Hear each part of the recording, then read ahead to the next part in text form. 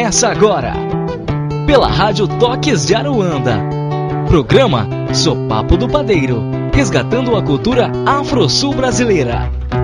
Com o babalaô e músico Paulo Malê. Para debates e sugestões, entre em contato pelo e-mail ou MSN sopapodopadeiro@terra.com.br. Peço permissão para contar de vez suas orações, seus heróis sagrados. Boa noite, Brasil. Estamos aqui na Rádio Toques de Aruanda, programa Sopapo do Padeiro, 8 horas em ponto, falando direto do Morro Santana de Porto Alegre, 21 graus nesse momento em Porto Alegre, dando continuidade aos nossos trabalhos afro-sulistas. Hoje falaremos então mais um pouco dos nossos projetos aqui relacionados ao tambor de sopapo e à cultura africana no sul do Brasil. Rodaremos aí, para quem não conhece, rodaremos uns toques de bará, que é aqui no sul tem uma diferença. O que se chama de batuque no sul é o que se chama de candomblé na Bahia. É uma forma de tocar a nação africana religiosamente, né? E aqui no sul não existe uma denominação de Exu, Elebara, como existe no candomblé. Aqui se fala bará. O Elebara é o bará. É uma forma diferente de falar, talvez até pela consolidação das nações que aqui tiveram, um tanto diferentes, né, da Bahia. Teve muita influência dos territórios de Jeje, de Jexá e de Angola, muito pouco. Então acaba que Queto praticamente inexistiu aqui. Então a gente vai falar do filme, do final do filme, vamos falar dos projetos e vamos colocar umas rezas do Bará tocadas conforme as nações aqui do sul, que em princípio o que eu vou rodar para vocês já é uma mistura de nação Jeje com Ijexá, que tem muitas casas aqui só Jeje, muitas casas só Ijexá e muitas casas que tem uma fusão das duas. Até isso é um ponto interessante que eu havia discutido há uns dias atrás com um pessoal amigo, da importância da gente entender que o orixá também evolui. Dentro de um ciclo de evolução que todos nós temos e todo o planeta trabalha dessa forma, pelo menos nessas questões de vida humana, né? O orixá também evolui e a gente não tem mais como fazer a religião conforme os africanos faziam na África. A gente não está na África, as influências são outras, a sociedade é outra, a forma de ação é outra, né? Se a gente vai ao tempo africano de culto religioso, pegar as pesquisas do Pierre Verger, do Roger Bastide, a gente vê que existia uma sociedade em torno da religião africana, né? E a nossa sociedade aqui no Brasil, ela nunca foi em torno da religião africana, não só nunca foi, como isso a gente já vem falando e batendo nessa tecla, a religião africana foi sempre colocada para baixo do tapete, né? Então aqui se transformou isso de uma outra maneira. Os africanos que vieram para cá refizeram a África aqui da forma que eles conseguiram, com as nuances de mudanças de nações, de gente escravizada de várias nações diferentes no mesmo lugar. Então, daí a gente já tem uma ideia de como a religião pode ter modificado a sua estrutura inicial, né?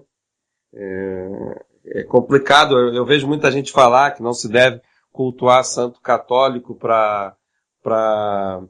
por exemplo, não se deve cultuar São Jorge, colocar como Ogum, que São Jorge não é Ogum. Realmente, a gente sabe que São Jorge não é Ogum, que Ogum não é São Jorge, que as referências culturais são diferentes, mas os escravos foram obrigados a modificar isso, pela necessidade de continuar com a sua identidade religiosa, não permitida, e atribuindo a santos católicos, fazendo altares, que no fundo eram pejis, né? Eram pejis, eram congás, e a partir dali se tratar o Ogum como São Jorge. Realmente, é complicado quando a gente fecha a cabeça e coloca como um pressuposto de verdade, né?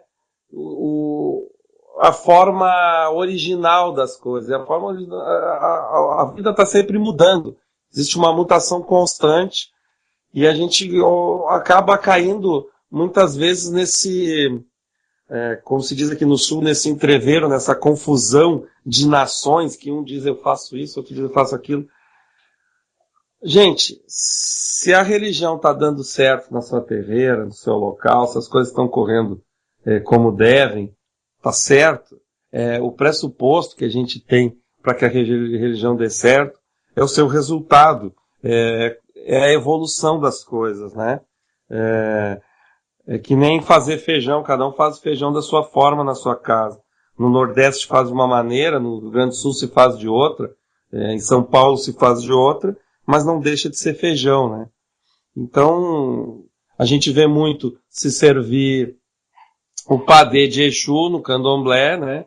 Feito com a farinha de mandioca, e, no entanto, no Rio Grande do Sul, no batuque, a forma como se cultua o bará, que é o que eu estou colocando em questão hoje, não tem praticamente farinha, né? Se faz milho torrado, se faz pipoca, se assa batata com dendê. Então é uma forma diferente, mas não deixa de ser religião. E não dá para dizer que estão certos ou errados, né? Cada um com a sua verdade tem o seu processo religioso, né? Isso é que é importante. O mais importante também é a coisa da fé, né? Aquilo em que se acredita. A verdade vem a partir da fé. Se a verdade, se o correto fosse fazer sempre de uma determinada forma, nós estaríamos dizendo que todo o resto do mundo que não cultua a religião africana está errado. Né? O judaísmo, o islamismo, todas as outras formas de tradições estariam equivocadas. E a gente não percebe isso nas pessoas, né? A gente vai em todos os locais, e em todos os locais tem pessoas boas, pessoas ruins, pessoas doentes, pessoas sãs. Então é só uma forma diferente de tratar, e isso é importante, eu acho, dentro do nosso processo, que a gente vê aqui no Sul uma guerra de egos muito grande entre babalaôs e alorixás, e uma necessidade de mostrar roupas suntuosas e coisas, que também é uma mutação, né? Porque se a gente for... Muitas vezes aquele que fala que São Jorge não é Ogum, usa um axó de santo, que também não era usado na África, né? Então tem que cuidar muito com isso, para a gente não entrar em muita disputa de ego, onde a gente tem que realmente se unir. Há 2 semanas atrás eu falei daquela questão da casa de Umbanda lá, que foi fundada a Umbanda, prestes a tombar. A gente tem que unir as forças em prol de cada vez mais enraizar a religião afro-brasileira aqui no Brasil. Muitas vezes a gente vê gente, por exemplo, na Argentina, no Uruguai, fazendo religião afro-brasileira e até, em algumas vezes, até com mais fé do que nós mesmos aqui. Parece que em alguns pontos se tornou um comércio e aí a gente tem que cuidar, né? Eu vejo muita gente falando mal da Igreja Católica, de quanto ela tornou o comércio a sua religião, e a gente não pode fazer o mesmo com a nossa, né? Tem que cuidar bem isso. E eu, na verdade, me estendi um pouco nesse assunto, porque hoje surgiu esse assunto aqui, e de como se fala muito facilmente, servir não sei, servir determinada comida para tal orixá está errado. Digo, não, depende da feitura. Se a sua feitura é daquela forma, ele vai aceitar daquela forma. É muito importante para o orixá a fé que cada um tem e o amor com que cada um trata a religião. Certo? Bom, estamos aqui de novo com o nosso amigo Sérgio Valentim, falando do filme do Grande Tambor, e agora também a perspectiva próxima que nós temos dentro desse nosso mundo afro aqui no Sul. Boa noite, Valentim. Boa noite, Malê. Boa noite aos ouvintes da Rádio Toques de Aruanda. Na verdade, nossa intenção, como a gente estava falando na semana passada, era de incluir e de tentar, de certa forma, a partir desta lei, da lei que exige a inclusão desses temas, né, africanos, de afrodescendentes, dentro da escola, né? Então, nossa intenção agora para o futuro é incluir esse material dentro das escolas, né, para que a gente consiga mesmo construir outras referências culturais a partir dessa. É um processo lento, né, o processo de educação, mas para nós é o processo que mais pode futuramente possibilitar essa construção de outras referências, né. Então, nossa intenção é essa. A gente já está conseguindo, de alguma forma, isso. Já tem algumas escolas que incluíram esse material dentro do currículo. E também há uma intenção de que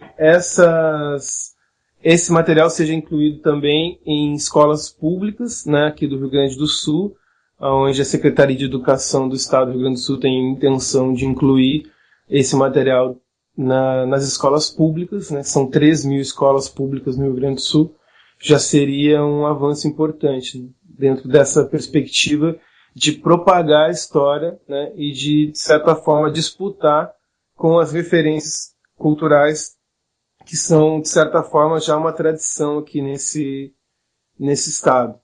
E ainda a outra perspectiva que a gente está construindo para, de certa forma, perpetuar esse tambor e essa história, fomentar a criação de um grupo de jovens, de uma cooperativa, de jovens que possam trabalhar na construção desse instrumento, né? Que eles possam construí-lo e vendê-lo e gerar renda a partir da construção desse instrumento. Porque existe hoje no Rio Grande do Sul apenas um senhor, né? Um mestre griot, mestre batista, que produz o instrumento, né? Mas ele já está muito debilitado, está muito doente e já não tem mais condições de produzir o instrumento. Então, a partir dos conhecimentos dele inclusive dos materiais da oficina que ele produzia, que ele doou para o projeto, e o projeto está, então, construindo uma oficina de produção de instrumentos, de tambor de sopapo, onde jovens que estão em situação de semi-liberdade vão poder trabalhar e produzir esse instrumento e gerar renda a partir desse instrumento e assim propagá-lo, né? Tem mais gente que saiba construí-lo e conhecendo a sua história, e aí ele pode continuar essa saga que começou, na verdade, né, com o Giba Giba no final dos anos 90, lá 98, 99, e que a gente vê essa perspectiva como a perspectiva, além, claro, evidentemente, do próprio IFAM, do Instituto Patrimônio Histórico e Artístico Nacional, reconhecer ele como patrimônio nacional, né? Não só como patrimônio material, que é o processo que está acontecendo agora, mas também como patrimônio material, e aí, de certa forma, preservar esse tambor que está em extinção, né? Sim, é importantíssimo que novas pessoas passem a cultuar o sopapo, né, a construí-lo, porque realmente, né, o mestre Batista já está no final e a gente vê, como ele mesmo diz no filme, né, eu vejo isso com muita apreensão. Eu gosto muito que ele fala, eu vejo isso com muita apreensão. E é a apreensão que dá de que alguém não tome a rédea disso, né? Conforme deve, para realmente construir o sopapo. Então, na verdade, sim, a rédea continua sendo dele, Sim. né? Nós, na verdade, só estamos sendo guiados, assim, por ele para nos dizer como fazer e como... Porque é ele que conhece, né? E ele que pode passar adiante esse conhecimento ancestral, né? Que é o que ele está fazendo conosco, sim. Está passando esse conhecimento para que a gente possa propagá-lo. E a gente acha que a melhor forma de propagá-lo é essa, né? Que se possa trabalhar com isso, produzir, né? Viver da produção desse instrumento. Isso pode fomentar, então, que esses jovens tenham isso como uma alternativa, né? Possam trabalhar, produzir, tocar, serem músicos, artesãos, luthiers. Né? Claro, é unir, né? Isso, a intenção é propagar nesse sentido. A gente fez todo um processo, um trabalho com resgate de material, com músicas, toques e tal, e que agora a intenção é que isso se propague nessa outra área, que além do jovem aprender a história, aprender a tocar o instrumento, ele também vai poder construí-lo, né? E que isso seja uma alternativa de renda para ele, que ele possa produzir, vender, né? Que era o que vinha acontecendo com o Mestre Batista. Né? O Mestre Batista vinha nos últimos 20 anos, praticamente, só produzindo supapos, né? Vivia Sim. da venda de supapos. Só que ele era só ele, vendia muito pouco, né? Então, a gente acha que existe um interesse grande nesse instrumento. Existem muitas pessoas que estão procurando, porque gostariam de ter, né? De comprar e tal. Mas ainda não tem ninguém que faça mais. Né? Então, a nossa intenção é essa. Nós estamos nesse processo de ir capacitando... De construção disso. Capacitando os jovens em apoio com uma instituição de São Leopoldo, chamada CASEME, que é o Centro de Apoio a Jovens em Semi-Liberdade, situação de semi-liberdade. E lá, então, a nossa oficina está instalada lá e produzindo o tambor de supapo, né? Inclusive, a gente já produziu estamos produzindo o segundo já, que a gente conseguiu vender. E assim a gente vai indo, né? Vai indo tambor em tambor, daqui a pouco a gente consegue, né, que os guri consigam se sustentar disso, né? Claro, e à medida que vai passando o tempo, isso vai firmando, né? A gente consegue com que ele vá se perpetuando, mesmo que aos poucos, né? Não perder essa vertente aí, que é uma vertente de percussão que até o Brasil todo poderia utilizar, né?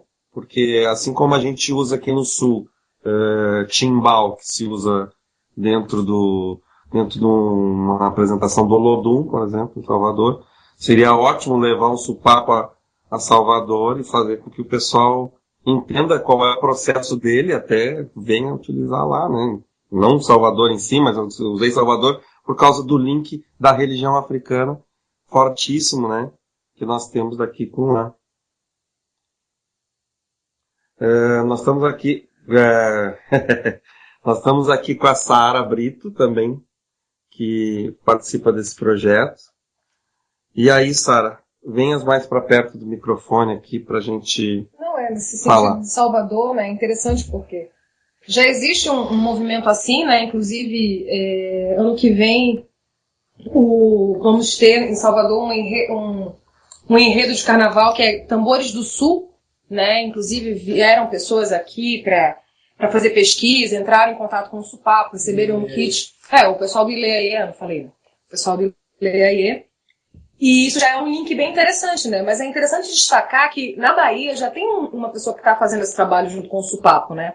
Que é o filho da Dona Cirlei, que é uma mestre griot de Pelotas, que inclusive está no filme, que também se relaciona à história do carnaval da cidade, e por isso a história do supapo, né, como instrumento do carnaval.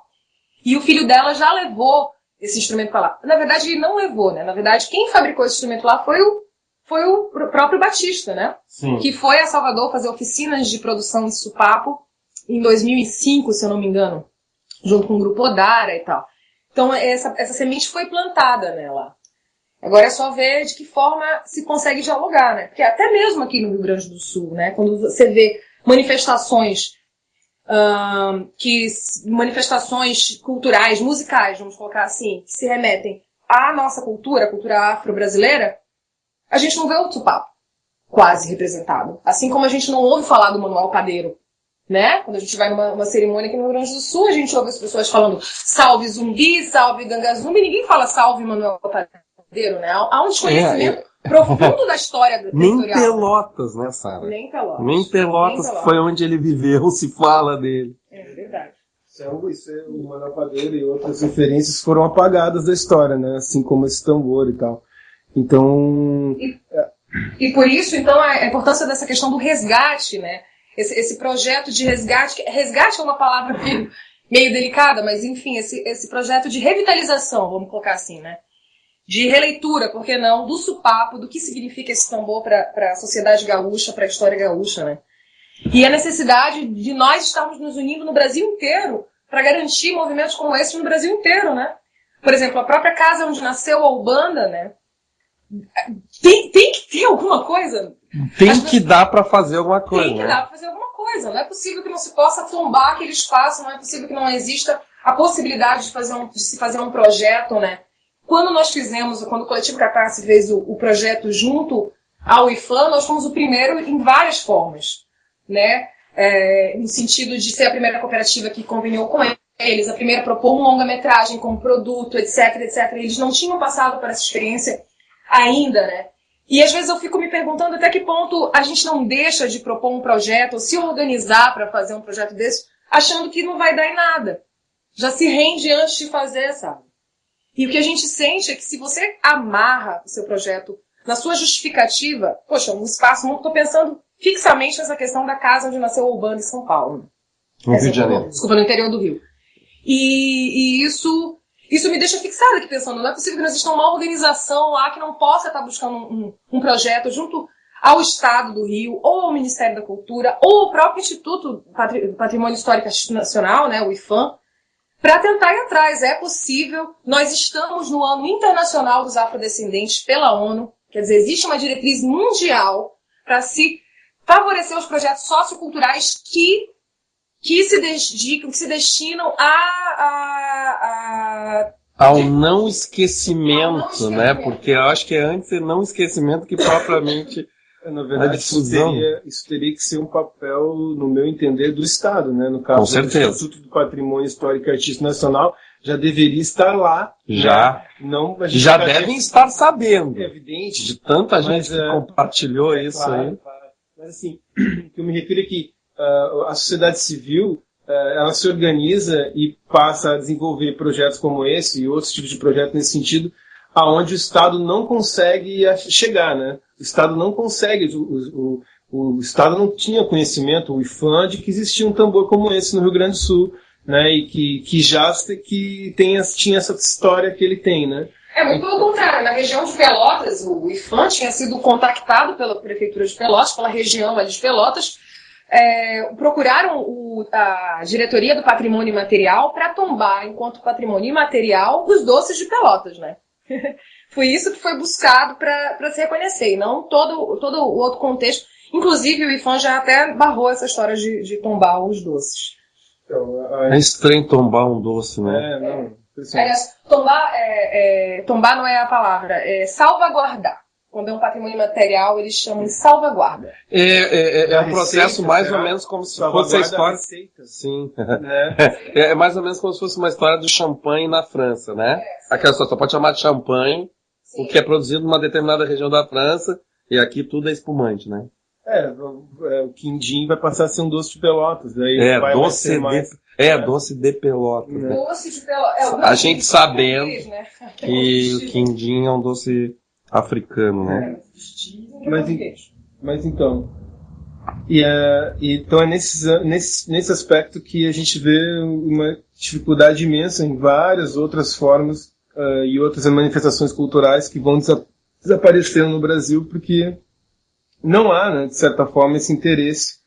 E nós estamos aqui comemorando isso tudo porque, né, de certa forma, conseguimos fazer o mínimo possível para não deixar que essa história desaparecesse, né?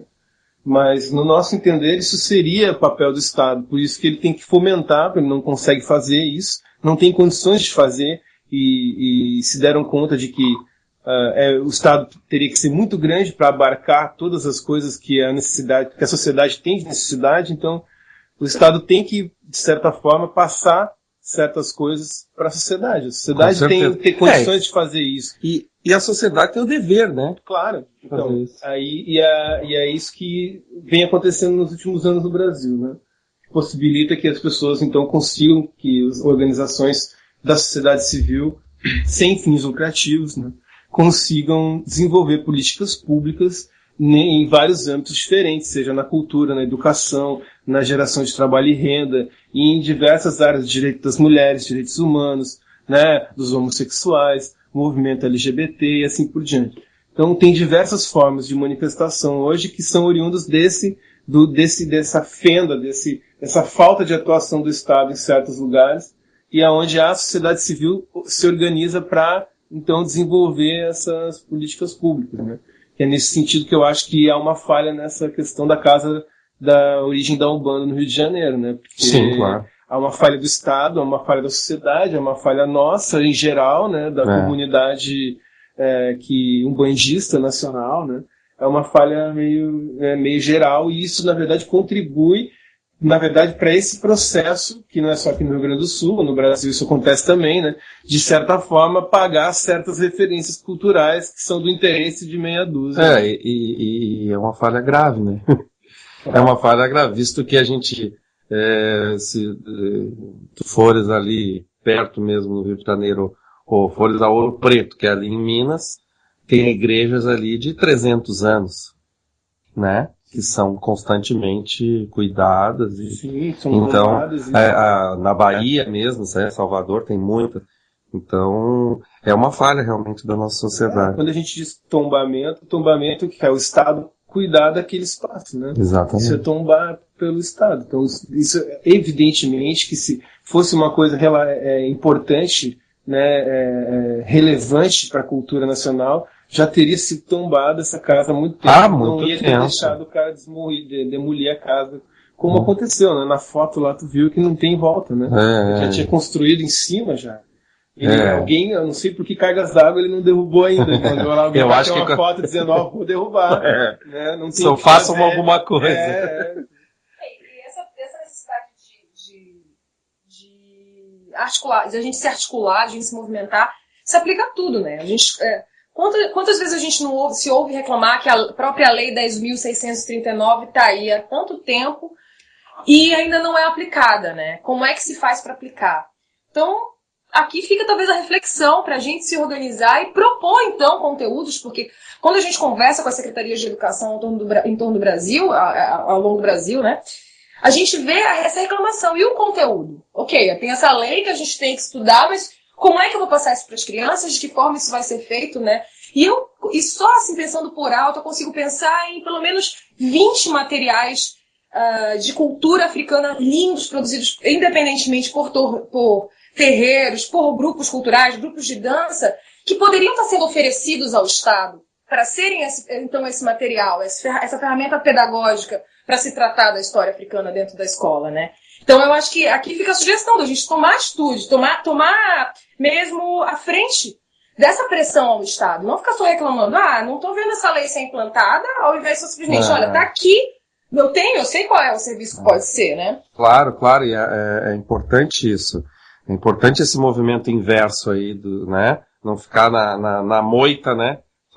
E reclamar é muito fácil, né? Não, e essa confusão que se faz é pela própria inatividade do Estado, né? Exato. Porque as pessoas ficam esperando que o Estado resolva alguma coisa.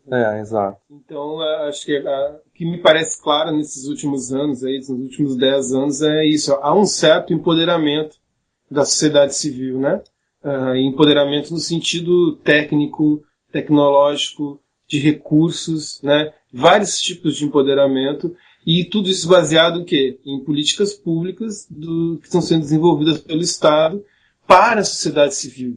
Não é o Estado desenvolvendo a política pública, é a sociedade civil desenvolvendo a política pública, o que gera, de certa forma, alguns problemas, né? Porque quem concebe é um cara lá em Brasília, numa sala com ar-condicionado, e ele não implanta lá embaixo. Quem implanta é a sociedade civil. Sim, com certeza. Então isso o que acontece? Gera uma série de dificuldades e problemas, entendeu? Na efetivação dessas políticas públicas na prática, né? E aí acaba o quê? Quem produz a política pública é quem faz ela, quem aplica. Então hoje em dia o que acontece? O movimento reverso. Quem propõe políticas públicas para o governo acaba sendo a sociedade civil organizada, e não o contrário. Né? Não vem simplesmente lá de Brasília uma ordem para se implantar aqui embaixo. Ainda existe isso, claro, mas já começou o processo a se reverter. Né? Já existem instâncias de participação que são conselhos que permitem essa interferência da sociedade dentro da construção das políticas públicas. Com certeza. Isso é uma novidade. Especialmente no âmbito da cultura. Né? Existem os conselhos de cultura, toda cidade tem um conselho municipal de cultura, todo estado tem um conselho estadual de cultura, todo conselho de cultura tem um grupo de trabalho da africanidade. Então, de novo, repetindo aqui, isso é uma sugestão para que a gente então passe a ocupar esses espaços para garantir que não se derrubem os nossos marcos históricos, né? Claro. Bom, vamos ouvir uma música que, na verdade, não é música, gente. E o papo tá tão bom que não dá vontade de colocar a música. Realmente as colocações são bem pertinentes. É importante para todo o Brasil refletir. E reforçando, tá? Quem quiser colaborar com esses projetos, quem tem alguma coisa a dizer sobre isso, ou alguma proposta até a fazer em outros estados que não sejam o Rio Grande do Sul, obviamente, manda um e-mail para nós aí, sopapodopadeiro@terra.com.br. Também esse e-mail serve para o MSN, sopapodopadeiro@terra.com.br. É importante frisar assim aqui, eu já tive um retorno semana passada de uma pessoa que tem interesse em ver o filme. E aí, quem tiver interesse, manda e-mail também, gente, sobre o filme, sobre a forma de fazer, o pessoal da Bahia aí, né, que tem esse start aí, que a Sara falou, do filho da dona Cirlei. Então, por favor. Bom, nós vamos rodar aqui, então, Rezas de Bará no Batuque Gaúcho, tá? E gostaria de considerações depois de vocês aí via e-mail, via MSN, sobre a diferença que vocês vão notar em relação ao candomblé do Rio de Janeiro, de São Paulo, de Salvador, tá? Eu vou rodar, são 10 minutinhos, aproveitem bastante porque é um tambor muito bem tocado, e esse tambor que se toca aqui não é os tambores de candomblé, é um tambor de corda cilíndrico chamado ilu, tá?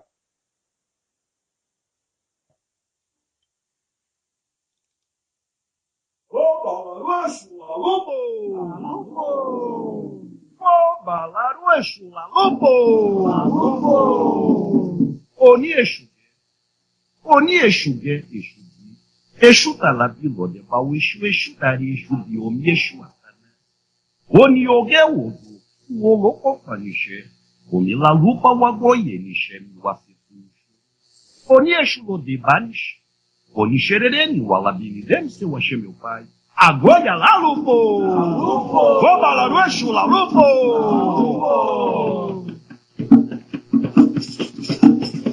Oleba caia caia, leva caio caio, oleba caia caia, leva caio caio, oleba caia caia, leva caio caio, oleba xerere xerere, leva xerere xerere, oleba xerere xerere, leva xerere xerere, oleba xire ogum, leva xire ogum, oleba xire ogum, leva xire ogum. Exu olá nessa borocum, abador eu vem para, olá nessa borocum. Ele abadou, eu vem para. Olá, não sou burucum. Ele abadou, eu vem para. Olá, não sou burucum. Ele abadou, eu vem para. Eu vem para. Eu vem para. Eu vem para. Eu chuo lode. Eu chuo para lá. Eu para o lode. Eu chuo para lá. Eu chuo lode. Eu chuo para lá. Eu monte pau eu chuo para. Não achou. Eu chuo ataque. Não achou. Eu chuo lode. Eu chuo amashire oriba. Eu chuo abanada e o amashire oriba. Eu chuo abanada. Amashire oribara. Eu chuo abanada. Amashire oribara. Eu chuo abanada. Yoshua Mashire Woriba, Yoshua Banada, Yoshua Mashire Woriba, Yoshua Banada, Yoshua Mashire Woriba, Yoshua Banada, Yoshua Mashire Woriba, Yoshua Banada, Yoshua Devi Sheshemi, Yoshua Devi Sheshemi, Yoshua Devi Sheshemi, Yoshua Devi Sheshemi, Yoshua na Fua, Yoshua na Fumare, Yoshua na Chide, Yoshua na Fumare, Yoshua na Fua, Yoshua na Fumare, Yobaru Eshuberi, Eshuberi, Eshuberi, Lana Eshuberi, Eshuberi, Eshuberi, Yobaru Eshuberi, Eshuberi, Eshuberi, Lana Eshuberi, Eshuberi, Eshuberi, Lana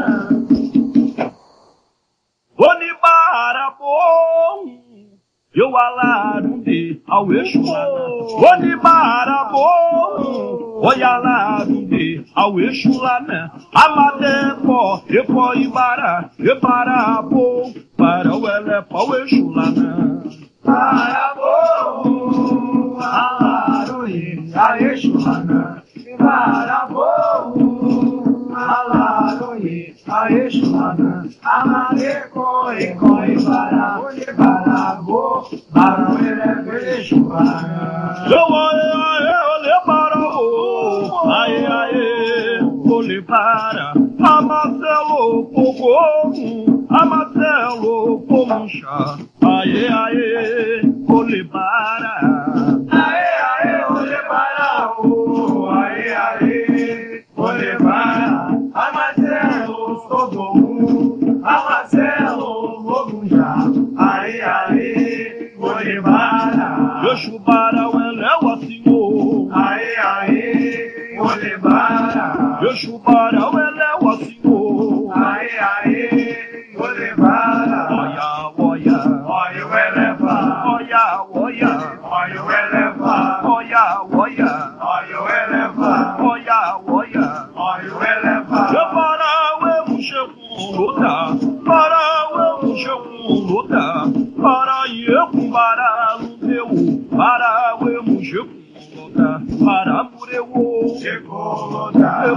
Mureu, para Mureu, para Mureu, papai ale, papai ale, papai ale, papai ale, papai ale, papai ale, deixa para o etapa onire, para isso quem quer deixa para o etapa onire, para isso quem quer de para o Exu, quem quer o pão, de para o Exu, quem quer o pão, de para o Exu, quem quer o pão, de para o Exu, quem quer o pão. Porque para o Eleu, Exu para o Eleu, Onibara, Alepa o Epo, Onibara o Eleu, Onibara o Eleu, Onibara o Alepa o Epo.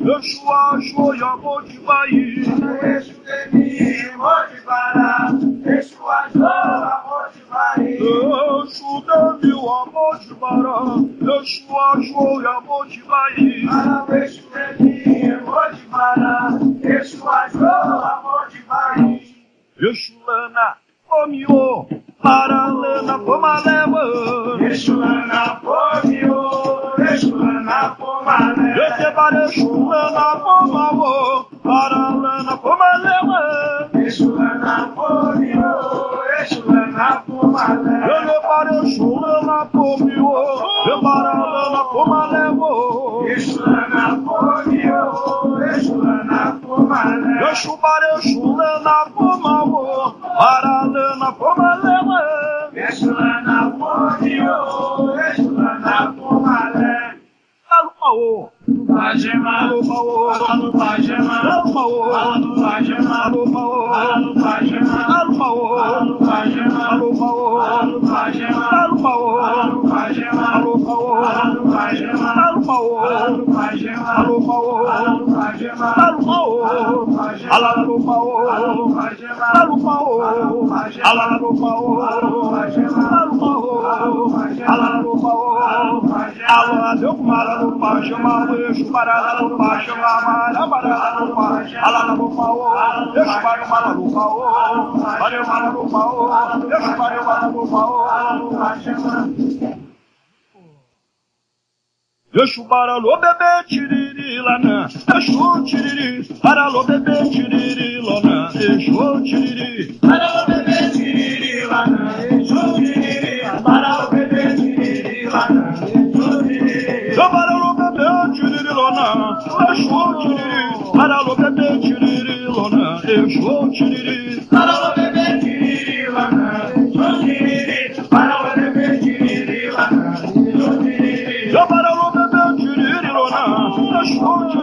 Paralô bebê tiriri lona, Exu tiriri. Paralô bebê tiriri lona, Exu tiriri. Paralô bebê tiriri lona, Exu tiriri. Oi, Exu lanana, semia cebó. Exu lanana, cebó.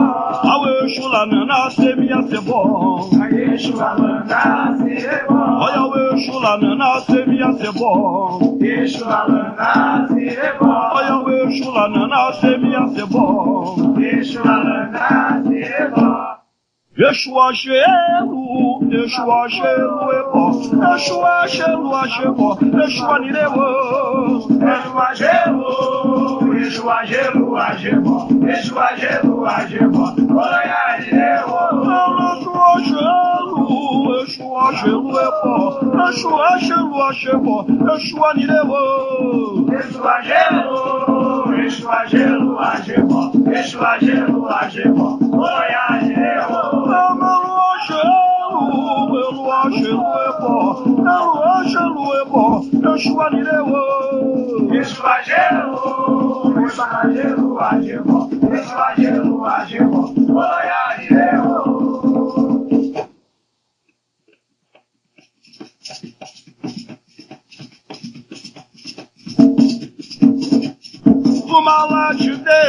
Uma laje de lá namorou com a Cheto, ai, ale, uma laje de. Uma laje de lá namorou com a Cheto, ai, uma laje de.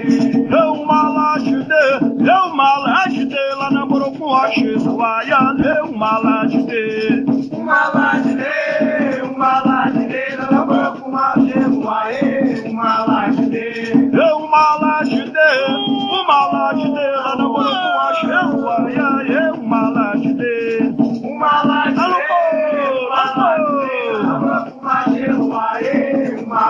de lá namorou com a Cheto, ai, uma laje de. Lá namorou com a Cheto, ai, uma laje de. Lá namorou com a Cheto, ai, uma laje de.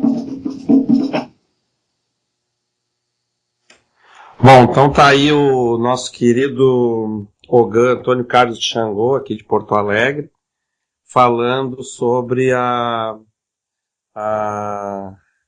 fazendo as rezas do Bará conforme se toca aqui no Batuque Gaúcho. Vejo que o tambor ele é bem diferente do que a gente está acostumado a ouvir no candomblé, né? Que é o rum, rumpi, lê, são umas formas de atabaque. E aqui a forma é tambor cilíndrico, né? Todo com cordas e couro nos dois lados. Bom, eu vou abrir hoje uma sessão aqui de conto de lenda que devo fazer em todos os programas. E como a gente já está falando do Bará, do Eleba, então eu vou contar hoje uma lenda que está no livro que é uma sugestão para todo mundo que gosta dos orixás, Mitologia dos Orixás, de Reginaldo Prandi, a editora e Companhia das Letras, tá? É um livro amarelo, muito bonito a capa, e ele ali conta, ele reuniu lendas de vários orixás, bastante lendas, e não todas, obviamente, mas aquilo que ele achou interessante, e inclusive tem coisas do Sul nisso aí, tá? Tem coisas do candomblé em São Paulo, ele é de São Paulo, tem coisas do baiano, mas tem coisas do Sul aí. Então, vamos lá. Exu ganhou poder sobre as encruzilhadas. Exu não tinha riqueza, não tinha fazenda, não tinha rio, Não tinha profissão, nem artes, nem missão. Exu vagabundeava pelo mundo sem paradeiro. Então, um dia, Exu passou a ir à casa de Oxalá. Ia à casa de Oxalá todos os dias. Na casa de Oxalá, Exu se distraía, vendo o velho fabricando os seres humanos. Muitos e muitos também vinham visitar Oxalá, mas ali ficavam pouco, 4 dias, 8 dias, e nada aprendiam. Traziam oferendas, viam o velho orixá, apreciavam sua obra e partiam. Exu ficou na casa de Oxalá 16 anos. Exu prestava muita atenção na modelagem e aprendeu como Oxalá fabricava as mãos, os pés, a boca, os olhos e o pênis dos homens, as mãos, os pés, a boca, os olhos, a vagina das mulheres. Durante 16 anos, ali ficou ajudando o velho orixá. Exu não perguntava, Exu observava, Exu prestava atenção, Exu aprendeu tudo. Um dia Oxalá disse a Exu para ir postar-se na encruzilhada por onde passavam os que vinham à sua casa. Para ficar ali e não deixar passar quem não trouxesse uma oferenda a Oxalá. Cada vez mais havia mais humanos para Oxalá fazer. Oxalá não queria perder tempo recolhendo os presentes que todos lhe ofereciam. Oxalá nem tinha tempo para as visitas. Exu tinha aprendido tudo e agora podia ajudar Oxalá. Exu coletava os ebós para Oxalá, Exu recebia as oferendas e as entregava a Oxalá. Exu fazia bem o seu trabalho e Oxalá decidiu recompensá-lo. Assim, quem viesse à casa de Oxalá teria que pagar também alguma coisa a Exu. Quem estivesse voltando da casa de Oxalá também pagaria alguma coisa a Exu. Exu mantinha-se sempre a postos guardando a casa de Oxalá. Armado de um ogó, poderoso porrete, afastava os indesejáveis e punia quem tentasse burlar sua vigilância. Exu trabalhava demais e fez ali a sua casa, ali na encruzilhada. Ganhou uma rendosa profissão, ganhou seu lugar, sua casa. Exu ficou rico e poderoso. Ninguém pode mais passar pela encruzilhada sem pagar alguma coisa a Exu. Então é uma lenda interessante aí sobre a forma como o Exu se postou nas encruzilhadas. E é interessante essa questão das lendas, porque muito dos fundamentos da religião africana está no conto de suas lendas, né? Muito do que se faz dentro do terreiro tem a ver com as lendas de cada orixá. Bom, então, continuando aqui o nosso papo para terminar aqui, porque nós já são 13 para as 9, e nós temos ainda uma outra música para rodar, que é de um grupo muito bom da Bahia, o grupo Odum Orim, que coloca algumas harmonias em rezas de candomblé de Queto. E eu quero rodar uma reza de Exu, conforme eles tocam, que ela é tocada nesse que eu rodei há pouco, do Antônio Carlos de Xangô. Essa reza é tocada lá no meio. Claro, de uma forma diferente da forma como se toca no candomblé. Mas, assim, para terminar esse nosso papo de hoje aqui, agradável com o Sérgio Valentim e com a Sara Brito. Valentim, qual a perspectiva que nós temos aí em termos de trabalho mesmo, para esses projetos todos aí vingarem nesse próximo ano aí? Então, a perspectiva que a gente está trabalhando agora é essa mais voltada para a educação, né? Que é, de certa forma, conseguir levar os griots e essa cultura e tal, os mestres, para dentro da escola, né? Isso que é o nosso próximo objetivo para esse próximo ano, para que a gente tenha, durante esses 3 anos e meio de pesquisa e tal, para fazer todo esse trabalho, agora a gente quer colocar ele em prática, quer colocar ele nas escolas e, de certa forma, resgatar uma parte da importância do mestre griot na escola, né? Que o mestre griot, na cultura africana, é o responsável por passar a cultura adiante para os mais jovens, né? E ele, então, tem um papel muito importante dentro dessa estrutura oral, que é a cultura africana, toda ela baseada nessa transmissão oral da cultura, né? Então, isso, de certa forma, a gente pretende incluir dentro dessa perspectiva do trabalho, do resgate da história desse instrumento e da história do Rio Grande do Sul, nas escolas, com os mestres griots, né? Para tentar, de certa forma,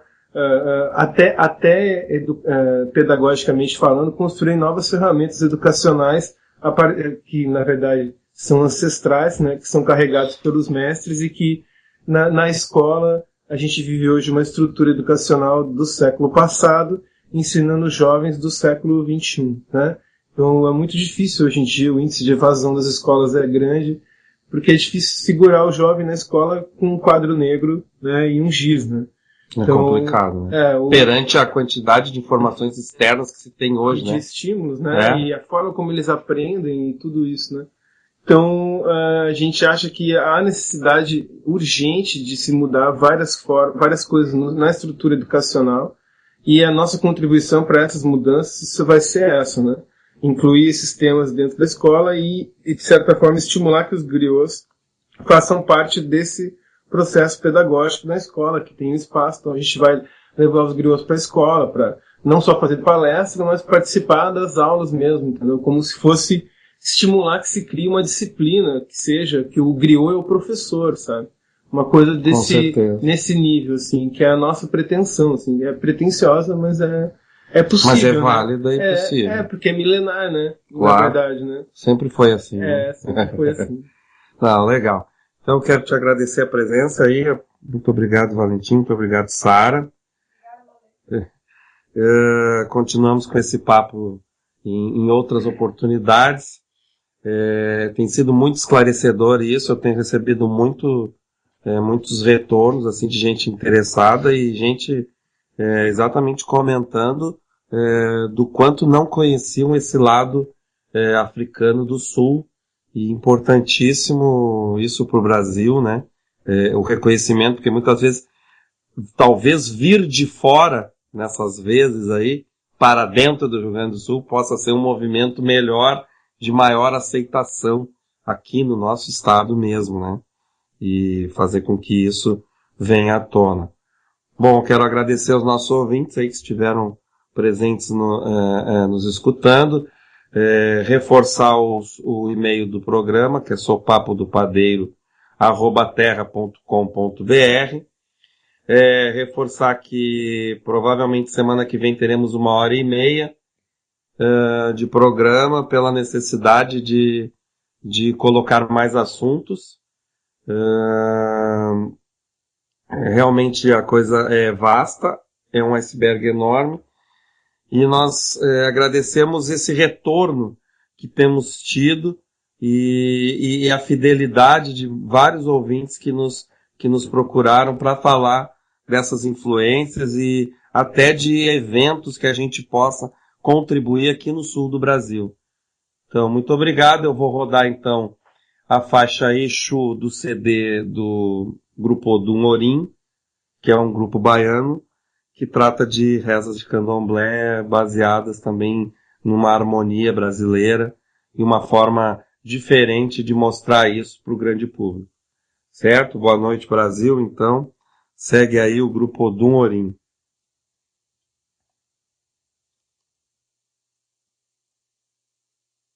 Ei, para boa como Jubara leva coxé. E para boa como Jubara, e mapeco, e para boa como Jubara leva leixona. E para boa como Jubara leva coxé. E para boa como Jubara, e mapeco, e para boa como Jubara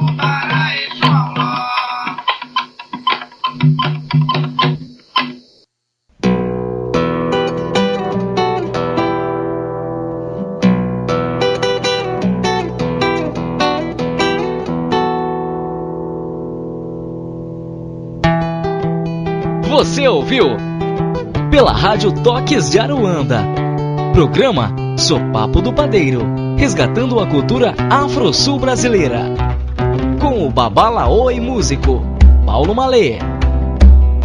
Para debates e sugestões, entre em contato pelo e-mail ou MSN sopapodopadeiro@terra.com.br. Peço permissão pra contar de vez suas orações.